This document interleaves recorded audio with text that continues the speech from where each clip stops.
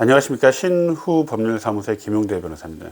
오늘은 이제 그 상속인들이 뭐 대부업체나 뭐 유한회사나 뭐 다른 채권자들로부터 그 양수금 청구 소송, 즉 상속 결과적으로는 뭐 상속 채무에 관한 청구 소송이죠. 그걸 소장을 받게 되었을 때의 대응 방법에 대해서 말씀드리겠습니다. 이제 그 대부업체나 채권자들은 뭐 여러 가지 방법이 있는데, 일단 상속인들한테 집행권을 갖고 있는 경우가 굉장히 많아요. 집행권을 갖고 있는 경우가 많고, 그걸 이제 뭐 10년 단위로 소멸시효 연장을 위해서 소송을 제기를 하는데, 소송을 제기를 하면 이제 망인의 소장을 안 받으니까, 돌아가셨으니까 소장을 안 받겠죠. 그러면 관련 서류를 떼면 이제 그 사망한 게 나오죠. 사망한 게 나오면 이제 다른 가족관계 증명서라든지 다른 뭐 재적정본이라든지 그런 걸 떼어서 상속인들을 추적을 하게 되죠. 상속인들을 추적하게 되면은 결국 상속인한테 이제 소장하고 당사자 표시 정정 신청서하고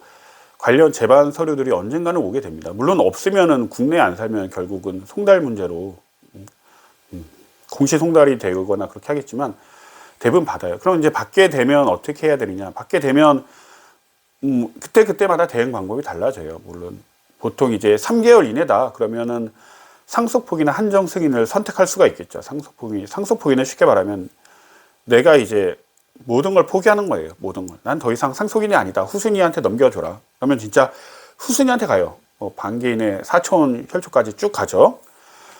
아니다. 나는 한정 승인을 해서 나의 때에서 다 모든 걸 끝내겠다. 근데 그 상속받은 범위 내에서만 채무를 갖겠다. 그러면 한정 승인을 하시면 되는 거고요.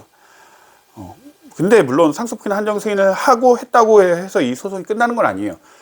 상속포기나 한정 승인은 가정법원에 하는 거고요. 이건 민사소송, 민사법원이잖아요. 그걸 하고 반드시 이쪽 법원에 답변서를 제출하셔야 돼요. 내가 이렇게 상속포기나 한정 승인을 했다. 조만간 결과가 나온다. 답변서 제출하고, 또 이제 결정문 나오면 그 결정문까지 당연히 제출해서 관련 판결이나 화해 권고 결정을 받아야겠죠. 상속포기를 했으면 보통 이제 원고가 이제 소취하를 하게 되겠고, 한정 승인을 하게 되면 이제 상속받은 재산이 범위 내에서 갚으라고 나온 다음에 뭐 소송비용 각자 부담으로 해주면 좋고요.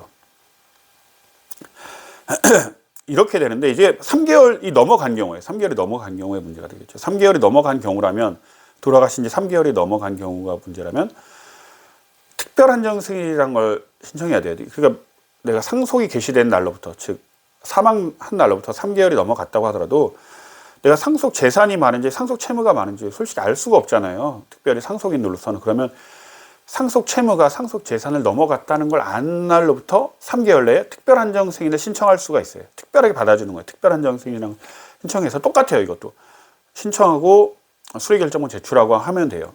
근데 뭐 좀 더 복잡해지면 갈수록 복잡해지면 이 소장을 받은 사람이 최선순위 상속인이 아닐 수가 있어요.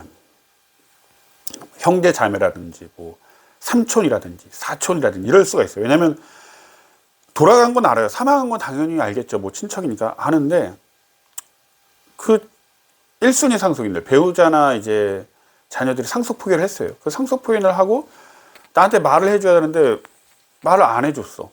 이럴 경우에는 뭐 그 소장을 받고 나서 하는 거죠. 얘네들 상속 포기했었어? 연락해보니까 상속 포기했대요. 왜 연락 안 했냐? 그냥 안 했대. 그렇게 돼버리면 이제 그걸 받고 나서 내가 상속 개시가 됐음을 알았으니까 그때부터 또 상속 포기를 해도 되고, 또 한정 승인을 해도 되고, 뭐 경우에 따라서는 가는데, 보통 이럴 경우에는 가장 안전한 방법인 특별 한정 승인을 많이 합니다. 보통은. 물론 내가 진짜 너무 복잡해. 이게 왜냐면 선순위자가 상속 포기를 했다는 거는 재산이나 채무 관계가 굉장히 복잡하다는 거예요. 단순히 뭐 재산, 즉 배당의 문제죠. 배당의 문제가 복잡하다는 거예요. 그래서 본인이 상속 포기도 할 수가 있습니다. 근데 이럴 경우에는 결국 뭘 선택하든지의 문제인데, 어떤 게 법률 요건이 가장 명확한가를 따져봐야 돼요. 어떤 게 법률 요건이 더 명확한가를 따져봐야 될 필요성이 있기 때문에